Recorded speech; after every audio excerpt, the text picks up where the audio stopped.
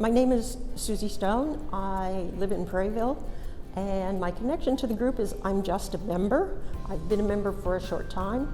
I also am a member of SACWA and the regional rep for Arkansas and Louisiana, and I belong to a couple of other smaller quilt groups in Baton Rouge area. Fiber arts to me is really working with any type of fiber. It can be fabric, paper. I work with beads. I work with a lot of thread. I do a lot of thread work. I define fiber arts different than traditional quilting is really don't use patterns. You know, traditional quilting started with patterns and they're pretty repetitive. And most quilters can be very precise. I'm not precise. And when I got the call for Celebration of Women, something that I saw in it was that you wanted pieces to do with the suffragettes and women's right to vote. And so I started researching. And up until that time, I hadn't done much, but I found a lot of lectures. Of course, because it's this year, there were a lot of lectures that I attended, and I really got interested in it. So many of the pictures on here, well, all of the pictures on here, and the little text, all came from Library of Congress. The little bit of text here, I wrote, I typed out the 19th Amendment, I made this. All of the names of women who are included on the quilt are all printed on fabric from my computer. And over a period of maybe 2 or 3 weeks, I would think of women who really benefited from what the suffragettes did. That they got the vote for us, they got our rights. They made us hopefully equal, even though I've lived in a time when we're not all equal, but. So that's how I kind of came up with the information and the idea. And I love the pictures. I love these women, they're fabulous. Women have had a struggle, we still have a struggle. I came up in the age of the feminist. I was not really that involved in the feminist movement, but I've always felt that women should be equal. And that probably is because I grew up with a mother who was a nurse and worked her whole life. And she was a nurse, a mother, a farmer's wife. She did it all. And so it's like, why are we second-class citizens? So I looked at women who really had made an impact on society, except one, and that's Emma Vieta Hoover Zumwalt, who is my grandmother.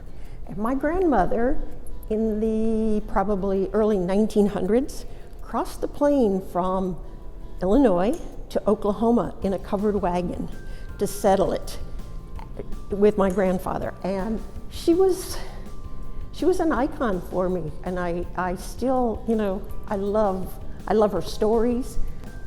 We have had a struggle. We have had a struggle to attain equal rights. And I think today, when we have a woman who's running for vice president, and 4 years ago, a woman who ran for president, it's a struggle. And I can see there are a lot of people who don't want a woman in that job.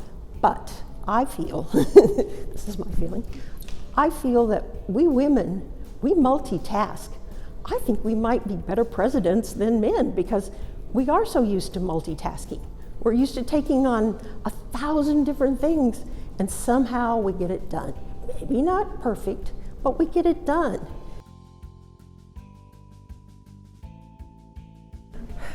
Theme inspired the work.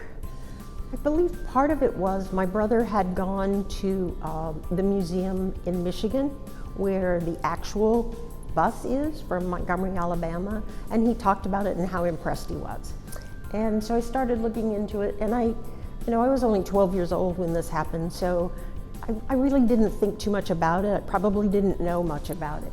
But I started looking at Rosa Parks, and one day I was on the Ascension Parish Library site and found this little book, Rosa Parks. And I checked it out, and it might have been a kid's book, but it was so interesting because I learned a lot more about Rosa Parks and what her life really was. I mean, this wasn't all she did, that she did other things. So I decided that I was going to recreate the bus, and I have to say, this is part of quilting that I do now, is I love recreating actual things. I sort of design my own bus because I've gone back and looked and there are a few details I missed. But I like the idea that she got on at Cleveland Avenue and Montgomery Bus Company. And then this is Rosa, taken from an actual photo that I downloaded online. My conductor, my bus driver really is a train conductor because I couldn't find a picture of a bus driver. And all of the people, I had to look on the internet to find people in profile so they looked like they were riding the bus. So you can see a lot of them duplicated, but I, enlarged them, cropped them down to make them look like the people riding the bus. We take artistic license. These may not be the actual how doors really look, or maybe the grill on the front of the bus, but we use artistic license. I mean, if you look at all of these quilts, it's artistic license. That's really what art quilting is about. Many times we might have a vague idea of what we want to do, but I can tell you something. Our pieces grow as we work on them. You're constantly developing. You're saying, well, what if I did this? What if I did that? When I started doing the people, it was like, where am I going to find these people? And it's like, well, come on, you got the internet. So you go to the internet. And that's really what art quilting is about. When you're creating an art piece, you're constantly evolving. Your story is evolving. I've started out with an idea for a quilt, and when I got done, it doesn't look anything like what I started out with. So it's a process. And as you can see from many of these, the processes are incredible.